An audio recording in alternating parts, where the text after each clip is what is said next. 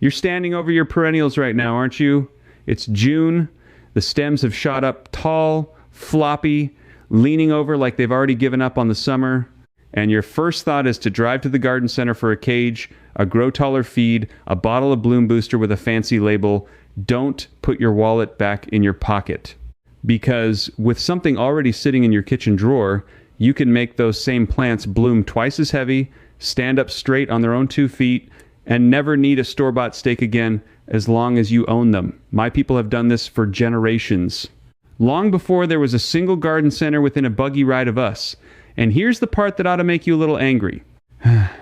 The folks selling you those supports and those overpriced bottles have no reason on this earth to tell you what a plain farmer in Lancaster County already knew 100 years ago. Stay with me, because right around the middle of this, I'm going to show you the exact cut my grandfather made every June with a pair of ordinary shears for less than the price of a cup of coffee that turned one leggy plant into a fountain of flowers. And near the end, I'll show you the thing almost nobody in the English world remembers anymore, the trick that turns the pieces you cut off into brand new plants for free. Before we go further, do me one small favor. Drop your state or your growing zone down in the comments. I want to know who I'm talking to and how much summer you've got left, because the timing on this shifts a couple weeks depending on where you sit. I remember the first June my father handed me the shears out by the fence line behind our dairy barn where my grandmother's bee balm grew taller than I was. He didn't explain much. He just showed me where to cut, told me to trust it, and walked back to the milking. By August, that bed was so thick with red flowers you couldn't see the fence behind it. I didn't understand what I'd done until I was a grown man. Now I do. And I'm going to hand it to you the same plain way it was handed to me. Let me start with why June is the one month that decides everything. Most folks think spring is when the work happens. You plant, you mulch, you water, and then you sit back and wait for the show. But a perennial doesn't work on your schedule, it works on its own. And by the second week of June, every perennial in your bed is making a decision you can't see. It's deciding whether to put its energy into growing tall or growing full, whether to bloom all at once in one quick burst, or spread that bloom out across the whole summer. Here's the thing nobody at the store will tell you. Left alone, most perennials choose wrong. They choose tall. They shoot one main stem straight for the sky, top it with flowers, and then flop over the first time a summer thunderstorm rolls through. You've seen it. The tall garden phlox bent to the ground. The bee balm splayed open in the middle like somebody sat on it. The echinacea leaning on the fence like a drunk man. And every year you buy more stakes, more of those green wire hoops, more of those grow-through grids that cost $15, $20 a piece, trying to hold up a plant that never needed holding up in the first place. I want you to understand something about that plant. There's a reason it grows straight up instead of branching out. And once you understand it, you'll never look at a perennial the same way again. At the very tip of every growing stem, there's a cluster of cells the plant guards like treasure. The old books called it the growing point. The science people call it the apical bud. And that little tip sends a chemical signal down the whole length of the stem, a hormone that tells every other bud below it to stay asleep, stay quiet, don't grow. The plant does this on purpose. It's a race for sunlight. In the wild, the plant that grows tallest, fastest wins, shades out its neighbors, and lives. So the plant pours everything into that one tall stem and keeps the side buds locked down. That's wonderful if you're a weed in a meadow fighting for light. It's terrible if you're a flower in a tidy bed where nobody's fighting you for anything. You end up with one tall floppy stalk and a whole ladder of sleeping buds that never wake up. So what did my grandfather do? He woke them up.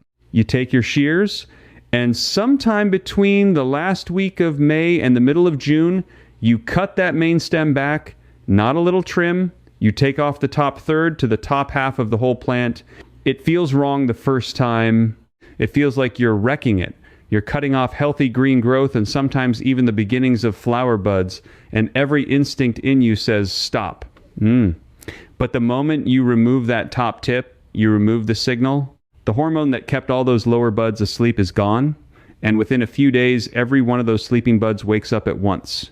Where you had one stem, now you have 4, 6, sometimes 8 Where you had one flower cluster, now you have a half dozen. The plant comes back shorter, sturdier, bushier, and absolutely covered in blooms. It cannot flop because now it's built like a shrub instead of a flagpole. And you did it with a tool you already own in about the time it takes to drink your morning coffee. The English gave this a fancy name only recently. They call it the Chelsea Chop, after a big flower show in London that happens the last week of May, right when you're supposed to do it. Sounds sophisticated, doesn't it? But there's nothing new about it. My people were doing this before that flower show ever existed, and we never needed a name for it. It was just what you did in June. The world forgot, and then a few years back, somebody rediscovered it and slapped a name on it, and now the fancy gardening magazines act like they invented it. Here's the number that ought to stick with you. When you cut a perennial back by about 1/3 in early summer, you can push it to produce nearly twice the number of flower stems it would have grown on its own. Trials out of the extension services have shown this again and again with plants like garden phlox and asters and sedum, twice the flowers on the same plant in the same soil for the cost of nothing. And instead of that, the industry has trained you to spend money holding up the tall, floppy mess you accidentally created by leaving it alone. Now let me tell you exactly how to do it, because the details matter, and this is where folks go wrong. First, timing.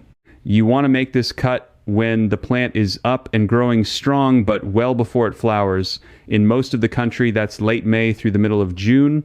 If you're down south, you're on the earlier end. If you're up north or high in the mountains, you've got till mid-June and maybe a hair past.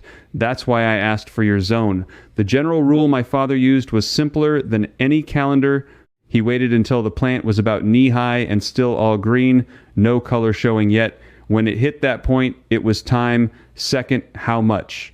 Take off 1/3 to 1/2. If you're nervous, start with 1/3.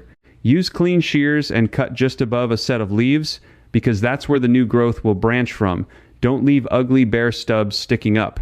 Cut back to a joint where you can see leaves, and the plant will branch right there. Third, and this is the part people skip, not every plant likes this, so let me save you from a mistake. The plants that love the chop are the ones that bloom in mid to late summer and grow tall and leafy. Garden phlox, bee balm, asters, sedum, the tall kind like autumn joy, coneflower, black-eyed Susan, yarrow, Russian sage, mountain mint, sneezeweed, goldenrod, catmint, Shasta daisy. All of these will reward you for cutting them back. They'll come back fuller and bloom a little later, but a whole lot heavier. Now, the ones you must leave alone, anything that blooms in spring or very early summer, you do not touch, because they've already set their buds and you'd be cutting off this year's whole show. That means peonies, leave them be. Iris, leave them. Anything that only blooms once and blooms early. And a peony, especially, because a peony blooms on growth it made a long time ago, and if you chop it, you get nothing but leaves. My grandmother would have chased me out of the garden with a broom if I'd taken shears to her peonies. So there's the first piece. One cut, the right plants, the right week, and you've turned floppy into full and thrown out the need for a single stake. But I told you this gets better, and here's where it does. Because there's a second reason to make that cut, and it has nothing to do with height. It has to do with time. Think about your garden right now. Everything blooms at once, doesn't it? You get one glorious 2-week stretch in July where the whole bed goes off like fireworks, and then it's over. Brown, done, spent for the year.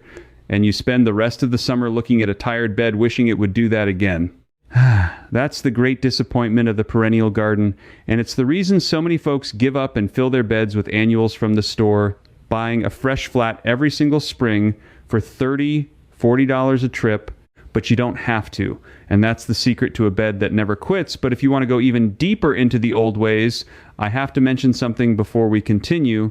Everything I've been sharing with you comes from the same body of knowledge my family carried for generations, and I've put the most practical pieces of it into 2 written guides. The first is called The Garden Blueprint Old-Fashioned Pest Cures That Cost Pennies, and the second is The Harvest Blueprint Amish Soil and Storage Secrets for Bigger Yields. Together, they make up the Complete Garden Field Edition, and right now you can get both for a single price of $97 through the link in the description. If you've been finding this useful, those books will hand you a whole season's worth of the same plain knowledge in one place. Now, back to the garden, because that same cut controls when a plant blooms, not just how much. Here's the plain science of it. When you chop a plant in June, it has to grow back before it can flower. That takes it 2, 3, sometimes 4 weeks. So a plant you chop blooms later than a plant you don't. And that's the secret to a bed that never quits. You cut some and you leave some. My father taught me this without ever calling it a method.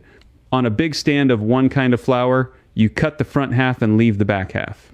The back half, the tall, unchopped part, blooms first, right on its normal schedule. Then, just as those flowers fade, the front half you chopped comes into bloom, shorter and fuller, right in front of the taller finished ones so it hides the fading stems. One plant, one variety, and you've stretched 2 weeks of bloom into 5 or 6. You've hidden the ugly part behind the fresh part. And every neighbor who drives by wonders how on earth your bed stays in flower all summer long when theirs quit in July. You can take it even further. On a really big patch, cut it in thirds. Leave 1/3 tall, chop 1/3 by 1/4, chop the last third by half. Now you've got 3 different bloom times marching one after the other, all from the same plants, all from 3 snips of the same shears. The industry sells you that as buying more plant varieties, spending hundreds trying to stack up bloom times with expensive new cultivars. You can do it for free with the plants you already own and a June afternoon. Now I know what some of you are thinking right about now. You're thinking, this all sounds fine for somebody starting a fresh bed, somebody with young little plants and a clean slate, but my garden's been in the ground 15, 20 years. It's established. It's overgrown. Some of these clumps are older than my grandchildren. Does any of this even apply to me? I want to talk to you specifically for a minute because you're the one this helps the most, and almost nobody tells you that. An old, established perennial is exactly the plant that flops the worst because it's the one with the most stems, all crowding each other and all racing for the light. That big 15-year-old clump of phlox in the back of your bed, the one that splits down the middle every July and lies on the ground, that's your best candidate. That's the one that will reward the chop the most because it has the most sleeping buds waiting inside it. And you can do this to an established bed this very weekend with nothing but the shears in your shed. You don't dig anything. You don't buy anything. You don't move a single plant. You walk out with your shears on a June morning and you go clump by clump. Anything tall and green that flops on you every year, you cut back by 1/3. Anything that already flopped in past summers, cut it harder by half. Then you stand back and leave it alone. In 3 or 4 weeks, that same tired old clump will have refilled itself from the inside out, shorter and stronger, and when it blooms, it'll stand up through a thunderstorm without a single stake. Here's one more thing for the established garden that costs you nothing. Those big old clumps that have been in the ground a decade or more, they get bare and woody right in the center, don't they? The flowers all push out to the edges, and the middle goes hollow and dead-looking. Most folks think that plant's dying. It isn't. It's just crowded and old in the heart. When you make your June cut the outer ring a little less and the center a little more, and you'll push new growth back into that dead middle. You're rejuvenating a 20-year-old plant with a pair of scissors instead of digging it out and buying a replacement for $18, $25. Now, while you've got those shears in your hand out among the old clumps, there's one more June job that pays you back all summer, and it ties right into everything I've been telling you. Deadheading. Now, most everyone's heard the word, but almost nobody understands what it's really doing, and once you do, you'll never skip it again. Here's the plain truth of a flower. A flower is not for you. A flower is not there to be pretty. As far as the plant is concerned, a flower has exactly one job, and that's to make seed. That's the whole point of the plant's year. Bloom, get pollinated, set seed, and then relax because the mission is done. The instant a plant successfully sets its seed, it gets a chemical message that says, we did it, we can stop now. And it does stop. It quits blooming. It starts pouring its energy into fattening up those seeds instead of making new flowers. So when you leave a spent flower on the plant to turn brown and go to seed, you are telling that plant its job is finished for the year you're shutting off the bloom with your own two hands by doing nothing. But when you snip off that faded flower before it can set seed, you fool the plant. You break the message. The plant thinks it failed, that it didn't make seed, and so it does the only thing it knows to do. It tries again, it sends up more flowers. Snip off those, it tries again. All summer long, you can keep a plant blooming by simply denying it the seed it's after. The English sell books on this. My people just called it keeping the bed tidy, and we did it while we walked through the garden of an evening, snapping off the dead heads between two fingers. The plants that keep coming back for you all season if you deadhead are the coneflower, the black-eyed Susan, the coreopsis, the salvia, the Shasta daisy, the yarrow, the bee balm, the blanket flower. Walk the bed once a week with a bucket and your fingers or your shears. Take off everything that's faded, and you'll get flowers into September out of plants that used to quit in July. And here's a small kindness for the birds and the good of it. Late in the season, come the end of summer, you stop deadheading a few of them on purpose. You let the coneflower and the black-eyed Susan go to seed at last, because the goldfinches will feast on those seed heads all through the fall and into winter.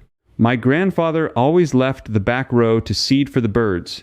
Take your flowers all summer, then hand the last of it to the birds. Nothing wasted. That's the plain way. So now you've got the June cut for fullness.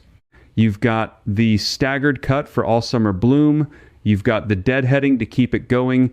And you've done all of it with shears you already owned and not $1 spent at any store. Which brings me to the thing I promised you at the very beginning.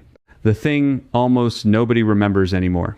Because after all that cutting, you're standing there with a pile of green stems and leaves in your hand, and you're about to make the single biggest mistake in the whole business.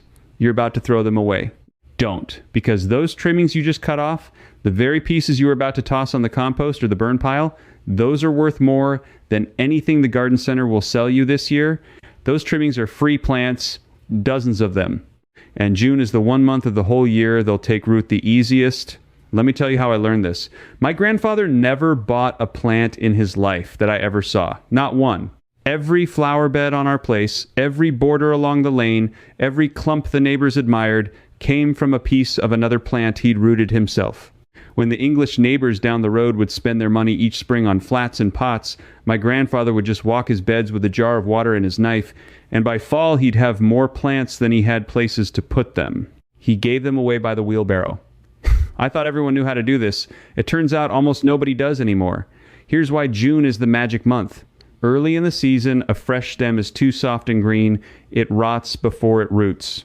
Late in the season, the stem's gone hard and woody, and it won't root at all, or it takes forever. But in June, that stem is right in between. The old-timers had a word for it. They called it half-ripe or softwood.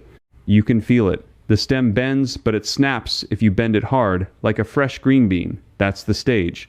And in that stage, a cut piece of stem is desperate to grow roots. It wants to live. It'll do almost all the work itself if you just give it a chance.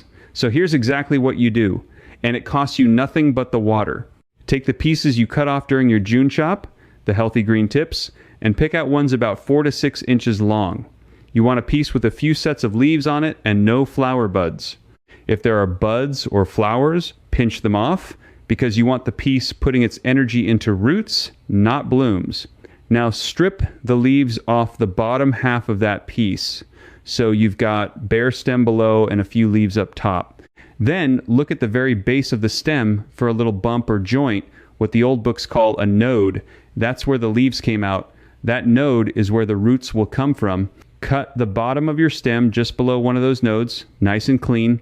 Now you've got 2 easy ways to root it, and my family used both. The first is a jar of water on the windowsill, same as my grandfather.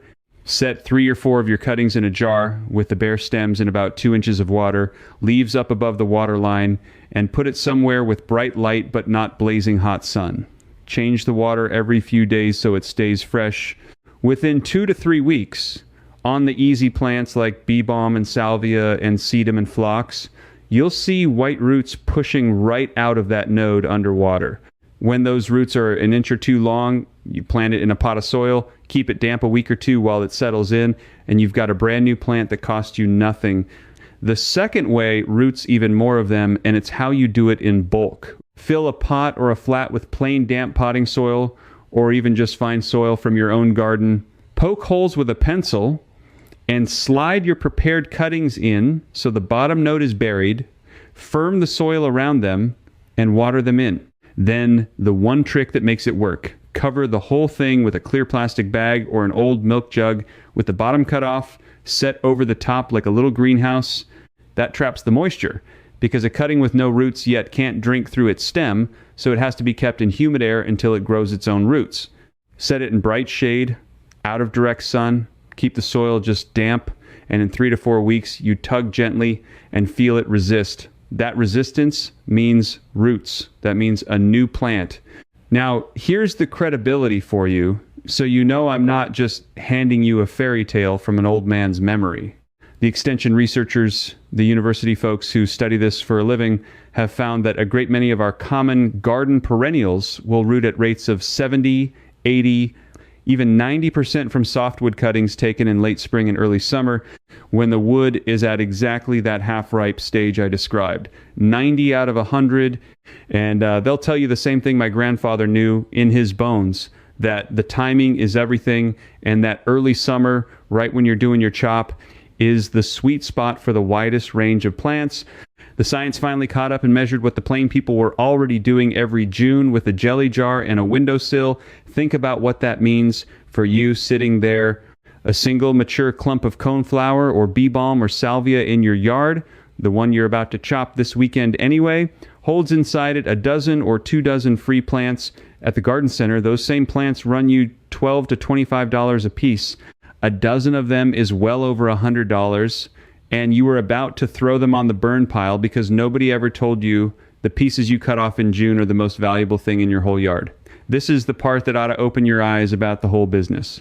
Because the entire industry, the whole enormous machine of it, is built on you not knowing this one simple fact. It's built on you buying the same plant over and over, buying a new flat every spring, buying stakes to hold up plants that never needed staking, buying bloom boosters to make plants flower when a pair of shears does it better and for free. They need you to believe that a garden is something you buy. My people always knew a garden is something you make, and then something that makes more of itself forever if you just learn its plain habits and work with them. An established perennial bed, tended the old way, should cost you almost nothing after the first year. It should feed itself, hold itself up, bloom half the year, and hand you free plants every June for the rest of your life. That's not a fantasy. That's just what a garden is when nobody's standing between you and it trying to sell you something. Let me pull it all together for you so you walk outside this weekend knowing exactly what to do. You take your shears, you find the tall late summer bloomers, the phlox and the bee balm and the asters and the coneflowers and the sedum, and you cut them back by 1/3 to 1/2, cutting the front different from the back so they bloom in waves instead of all at once. You leave your peonies and your spring bloomers alone. You take the pieces you cut off, the 4 to 6 inch green tips, strip the bottom leaves, and set them to root in a jar of water or a covered pot of damp soil. 3 weeks later, you've got free plants, and all summer long, you walk the bed once a week and snip off the faded flowers to keep them blooming right up until fall, when you let the last of them go to seed for the birds. That's it. That's the whole thing. Shears, water, and knowing which week to do it. Not $1, not one trip to the store. The same as it was done on our place when I was a boy, standing at the fence line with my father, wondering why he'd want to cut down my grandmother's beautiful tall flowers, and finding out by August exactly why. Here's what I want you to feel walking away from this. For years, maybe for your whole life, somebody's been selling you the pieces of a garden, one expensive bag at a time, and telling you that's just what it costs. It was never what it cost. That knowledge was quietly taken from most folks a generation or two back, traded away for the convenience of buying everything ready-made. My people never let it go. We couldn't afford to, and truth be told, we never wanted to. And now it's yours again. You're not somebody who keeps paying full price every spring for what your own backyard already grows for free. You're somebody who knows better now. Somebody who works with the plant instead of against it, the way it was always meant to be done. So do this for me. go back up to that comment box and tell me your state or your growing zone so I know how much June you've got left to make these cuts. And while you're there, tell me one thing straight out. Tell me which plant in your yard flops on you every single summer, the one you've been staking for years. Type it right in the comments. I read them, and I'll tell you, whether it's a chopper or one you leave be, don't be shy about it. That's what the comments are for, and somebody else with the same plant needs to see the answer too. And if you're the kind of person who's tired of being sold what nature already gives away, stay with me here. This isn't about following some channel. It's about a bunch of us putting the old plain knowledge back together piece by piece, the practical way of doing things that the world was in such a hurry to forget. Subscribe and stand with the rest of us who are recovering it. Because next time, I'm going to show you the one thing you can do in the fall with a single bag of something you can get for a couple dollars or even free.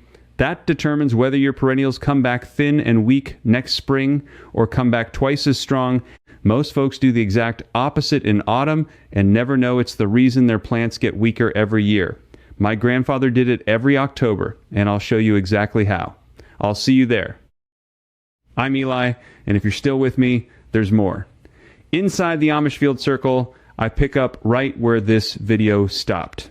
You can ask me your own questions, and I answer you myself, no machine. Old ways growers like you are already in there with me. Just point your phone's camera at the code on your screen, and you can cancel anytime with one click. If this helped you today, do stay with me. Go ahead and subscribe and have a look around the channel. There's plenty more here to help your garden thrive season after season.